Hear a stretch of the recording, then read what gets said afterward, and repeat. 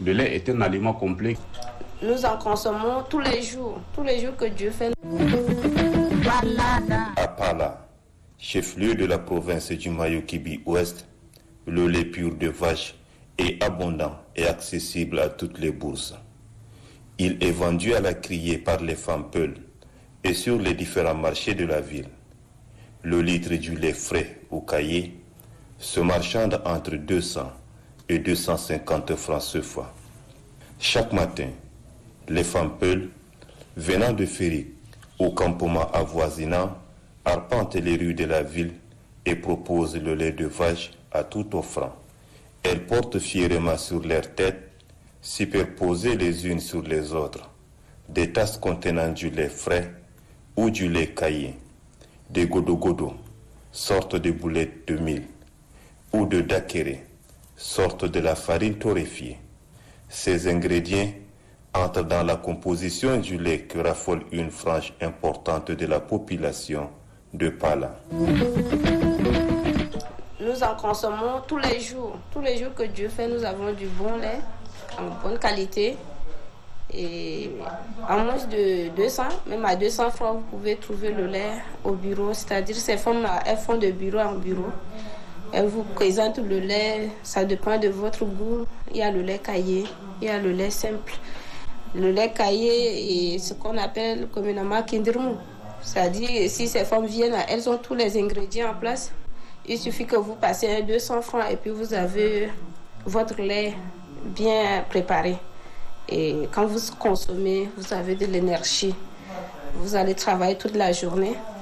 Et même à la maison, avec les enfants, 100 francs, 200, vous avez le lait simple, c'est-à-dire avec un sucre de 50 francs, toute la famille va consommer un verre du lait frais. Et le lait caillé, avec 100 francs, vous avez une bonne quantité de bouillie. C'est-à-dire ce lait donne un goût pas possible. La bouillie, moi je préfère beaucoup plus la bouillie préparée à base du lait caillé que de préférer le citron et l'autre, ce qu'on appelle le tamarin. C'est-à-dire à l'approche de Ramadan, nous allons constater, et vous allez remarquer également si vous faites une descente au marché, vous allez constater que le lait va devenir de plus en plus cher parce que ce lait est tellement convoité par les N'Djamenois. Donc en peu de temps, ils viendront ici pour envahir le marché, pour pouvoir ramener nos laits là-bas à N'Djamena. Donc ce qui fait que bientôt, nous allons pleurer à cause de la cherté de lait au marché. C'est la ruée sur le lait de Pala par les N'Djamenois. Dans sa composition biologique, l'eau représente environ 87%. Et les 13% sont constitués de ce que nous appelons les extraits sèches. Et parmi ces extraits sèches, nous avons la part de protéines, nous avons les lipides et les glucides, sans compter les vitamines, les oligo-éléments et les macro-éléments, malgré que les oligo-éléments représentent une part, n'est-ce donc infime, mais ils concourent à la composition du lait. Donc, le lait est un aliment complet qui assure par exemple la croissance chez les jeunes et il représente donc un réservoir en termes de protéines pour le développement des cellules.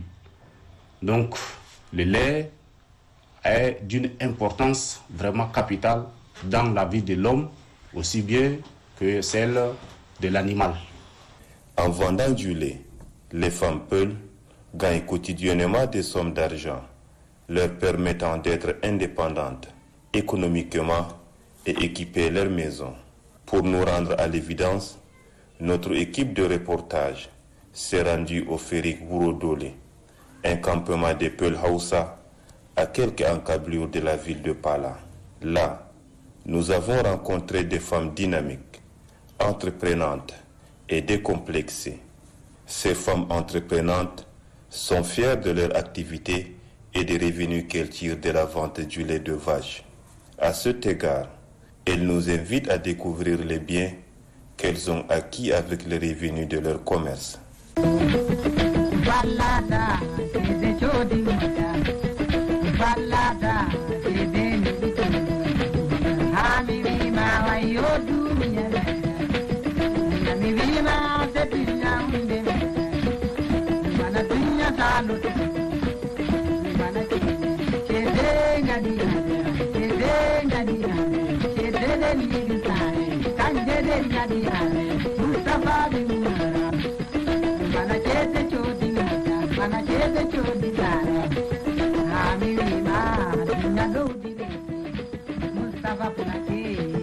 To ha min goni ɗo kosam dede je min ɗon tippa ɗo ha min gaɗa haaje bano ni ha nder suudu je goɗɗo yahi laari ha suudu goɗɗo pat kam bo ya habda be kosam man ya tala je mun banni leeso tasaje ko ɗume nafarje a laari ha goɗɗo pat ha kosam man min giɗi min gaɗa banni minen bo kanjum on min ɗon kabda haala kosam man banni min gancata min tippa ɗo nga a laari nyande feere a ɓiran a keɓa jur nyande feere bo a ɓiran keɓa deydey nyande feere a heɓan coggu koyngu nyande feere bo a wanca coggu man ɗon deydey nyande feere a heɓan booro 2 booro 3 booro 4 nyalde feere banni amma pat nyalde gotel a yi'ata a yahan cippa banni man nyande feere a yottan to a ɗon be kosam man deydey a heɓan booro 5 heɓan booro 4 heɓan booro 3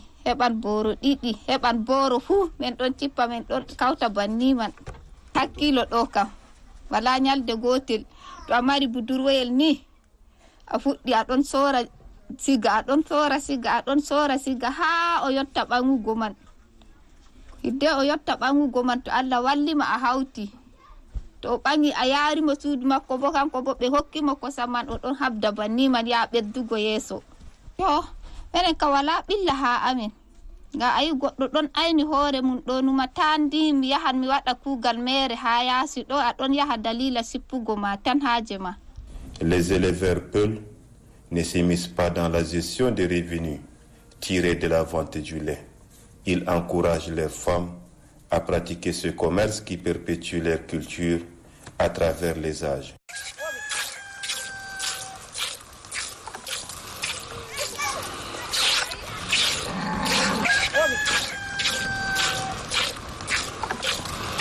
ala kosan ɗo ɗum al'ada hulɓe anda ɗum na hande na kenan wakat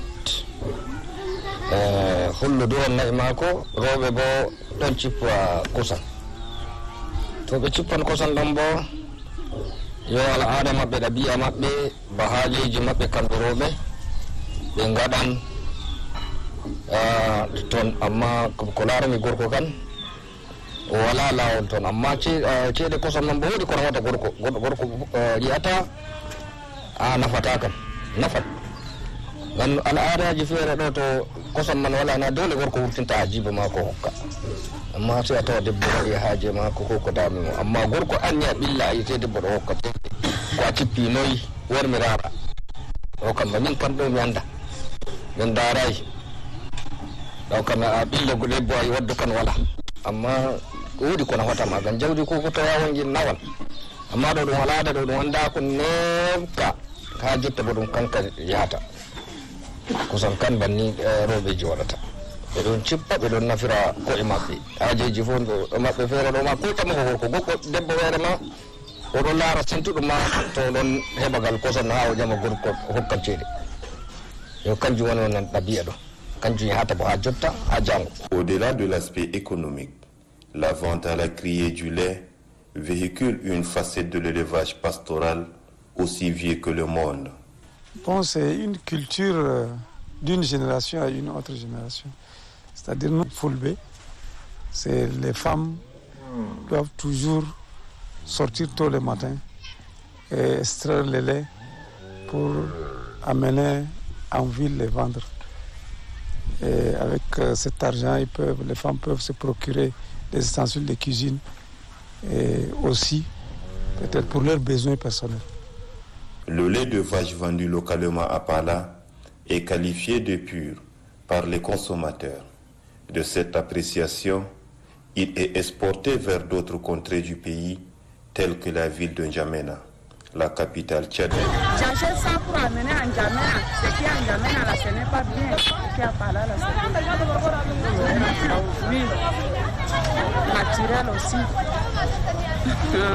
Et vous trouvez que le prix est abordable? Oui, c'est bien. Ici, on achète Tanguy, là, c'est à 300. Mais par goût même, c'est par rapport à ce qu'il y a là-bas. Ici, c'est pas comme ça. Tu n'as pas goûté ça une fois. Tu peux goûter.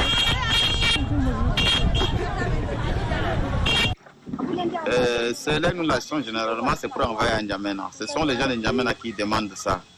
Toute l'année, on a la commande pour N'Djamena. C'est des services gratuits que nous effectuons en ce moment. Des amis de là-bas, des parents nous demandent ce lait. Ils trouvent que c'est le meilleur lait. C'est pas comme celui de N'Djamena où il y a beaucoup de l'eau, tantôt, mais selon eux, il paraît qu'en N'Djamena même il y a des nids d'eau même quelque part qui entrent là, mais ici c'est du lait pur. Maintenant que l'herbe est rare, nous l'achetons à 350. Et si au mois de juillet, août, quand la période est bonne, le lait coûte généralement 250-300 francs, les 1,5 litre. Ça va être à Tangia Charawa, à Louarada Charawatinen. Et les bidons, généralement, par semaine, nous envoyons au moins 4-5 bidons, hein, de 30 litres comme ça, là, à N'Djamena. Beaucoup de gens aiment ça, c'est pour la consommation au niveau des familles, même pas pour le commerce. Et ça devient pire surtout au niveau des Ramadan. Ce commerce informel du lait de vache est florissant à Pala toute l'année, surtout en saison pluvieuse où l'herbe est abondante pour le bétail. C'est une activité génératrice de revenus pour les femmes en général et les femmes des éleveurs du bétail en particulier. Des initiatives individuelles de transformation du lait en yaourt naissent localement avec les moyens de bord. Le yaourt est mis en vente dans des emballages en plastique ou dans des bouteilles de récupération. Ça c'est le yaourt. On achète le lait Hélip et puis une fois acheté là, tu mets le lait qui est acide là, tu mets un purée dedans pour que ça devienne kindirme. Quand ça devient kindirme, ça devient lourd comme ça, tu vas mélanger. Une fois mélangé, tu achètes le sucre, tu mélanges avec ça avant de cacher. Tu composes. C'est ça ce qu'on appelle le yaourt. C'est à 50-50. On achète du lait comme ça avec des femmes. On garde des matins jusqu'à le soir. Après, si ça se coagule, ça devient lait caillé. On mélange ça avec du sucre. En plus, ça, l'arôme. Ça donne des goûts de vanille. Ici, c'est le cocktail. Ici, c'est les fraîches. Et même ça, c'est les fraîches. On fait ça tout. Il y en a en sachet. Ça, on colle ça ici. On fabrique ça ici aussi. Et ça aussi, c'est en bouteille. Les données disponibles montrent que la province du Mayo-Kibi-Ouest est une zone d'élevage par excellence. De ce fait, elle constitue un important réservoir de lait naturel de vache. La province du Mayo-Kibi-Ouest est une zone de forte potentialité animale. Cela se confirme par le fait que les bovins représentent environ 783 537 têtes, n'est-ce pas, donc de toutes les races confondues. Nous avons 530 985 ovins, 689 950 caprins, 2582 équins, 28 090 asins, 7321 camélins, 158 246 porcins et 2 174 030 volailles toutes espèces confondues. Ça, c'est d'après les recensements général de l'élevage de 2015. Au regard de ces chiffres, nous pouvons, sans risque de nous tromper, confirmer effectivement que la province du Mayo-Kébi Ouest est une zone de forte concentration animale. Ces chiffres sont produits officiellement par le recensement général de l'élevage de 2015, comme je l'ai dit. À cela s'ajoutent également les animaux qui nous viennent pendant la transhumance. Et ces animaux peuvent représenter, les chiffres peuvent donc dépasser ce que nous avons même ici. Donc au regard de tout cela, nous pouvons aisément affirmer que la province est une zone de forte concentration animale. Et par conséquent, une zone de production laitière, parce que jusqu'à aujourd'hui, les collectes du lait ne sont pas chiffrées. C'est une activité qui se passe ou qui se pratique de manière artisanale. Vous savez, en longueur de journée, les femmes qui défilent avec le lait caillé dans la ville, on ne peut pas calculer. Il n'y a pas encore des données officielles pouvant nous permettre de nous exprimer sur ces sujets. Donc, une zone de forte concentration animale, sans compter les ressources animales nous provenant de transhumance. Alors, en termes de production laitière, le Mayo-Kébi représente un réservoir laitier. L'équipe de production de l'Office national des médias audiovisuels, ONAMA de Pala, décide de vérifier les informations données par le délégué provincial de l'élevage et des productions animales du Mayo-Kébi Ouest. Oui, tout est prêt. De là, je pense qu'on va tout ramasser. Oh, je suis prêt.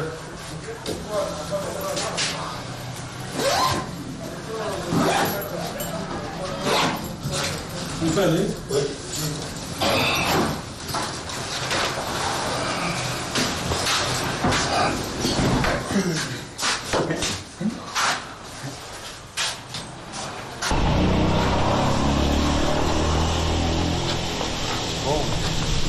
Monsieur le Président, comme il y a beaucoup de ferriques dans la zone de Pala, nous irons aujourd'hui en commençant par quel ferrique?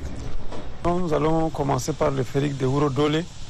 Et après le ferrique de Ouro Dole, nous allons s'étendre à d'autres ferriques environnants. On peut aller.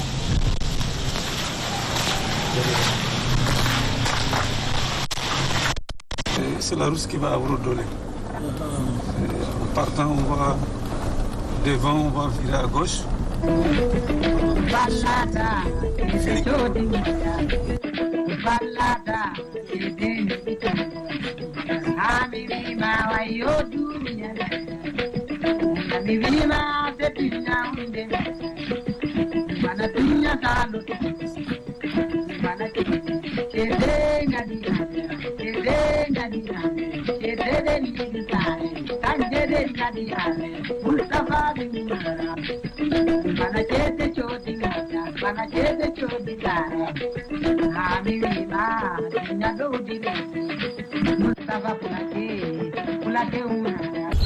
Nous sommes ici à Ouro Dole. Donc c'est l'une des ferriques parmi les 9 ferriques que compte la sous-préfecture de Pala. Et la race des bœufs qu'ils annoncent, c'est la race Bokolo. C'est une race qui produit beaucoup de lait. Et parmi, peut-être que dans d'autres ferriques, on peut trouver la race Djafoun, qui est la race avec les cornes longs, alors que chez les Bokolo, c'est des bœufs qui n'ont pas de cornes. Nous voici arrivés un bon matin à Ouro Dole. Nous sommes accueillis par les beuglements des bœufs, qui donnent un sens à la vie dans le monde rural. Dans les enclos, les femmes s'affairent à traire le lait de vache.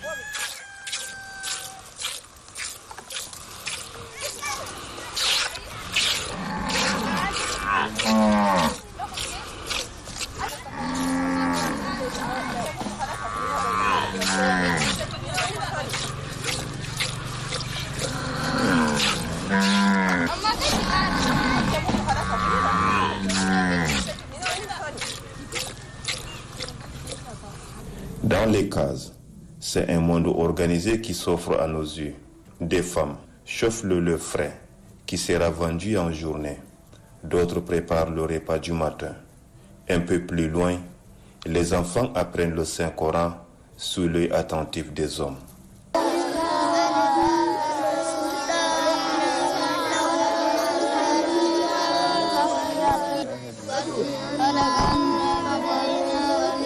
Après que les femmes aient fini de traire les vaches, les bergers prennent la route du pâturage avec les animaux.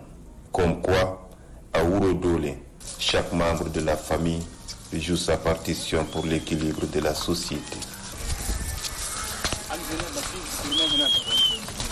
Au regard du cheptel du Mayo-Kibi Ouest, la création d'une unité de transformation des produits laitiers pourrait prospérer. La Fédération des éleveurs du Mayo-Kibi Ouest cherche des voies et moyens à ce sujet. On est en train de réfléchir pour peut-être faire avec les bailleurs, trouver des bailleurs qui peuvent un peu financer ce processus-là pour que vraiment le lait soit transformé au niveau de la province du Mayo-Kibi Ouest. Ça, c'est le souci d'abord de la fédération. On a préconisé peut-être un peu moderniser cet élevage-là pour les sédentariser d'abord et voir aussi les difficultés que rencontrent les éleveurs.